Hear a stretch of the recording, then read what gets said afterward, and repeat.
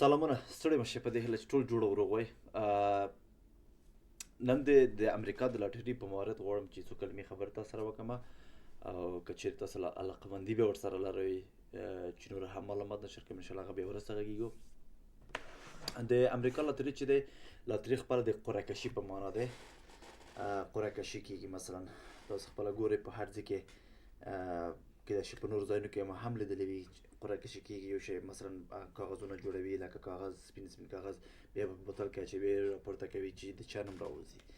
هغسې مسله دی د امریکا لاټري هم دغسې مسله دی. نو د هر کال دوی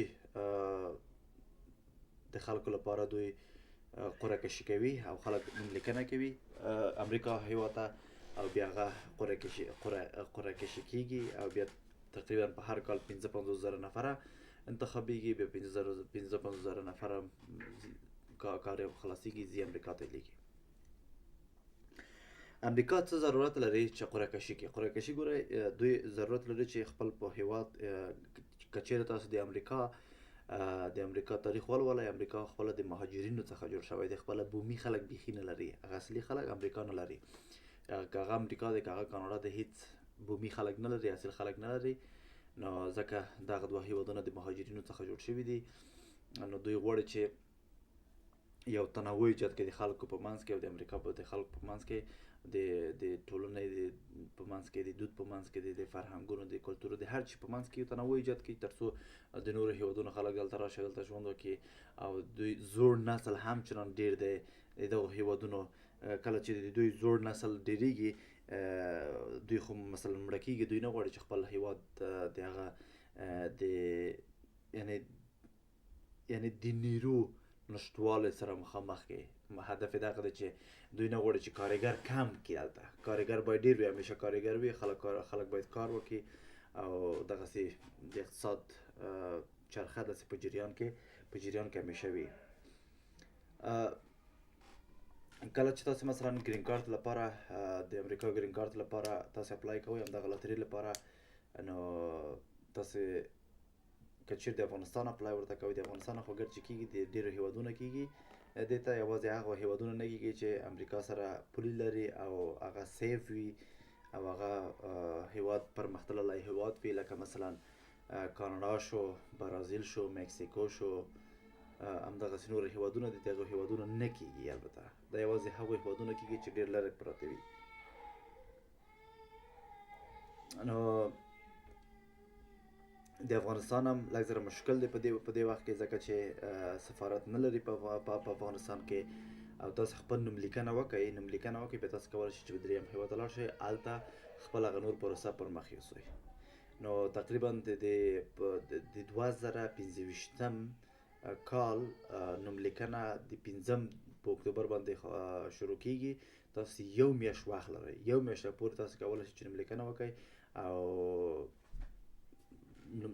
وکئ او هلته خپل چانس ته منتظر شئ. داسې مه وایئ چې نه کېږي. جدي درته وایم ما داسې خلک لیدلي دي چې ولاکه بیخي هغه د امریکا خوب هم ورسره و چې امریکا ته به ځي.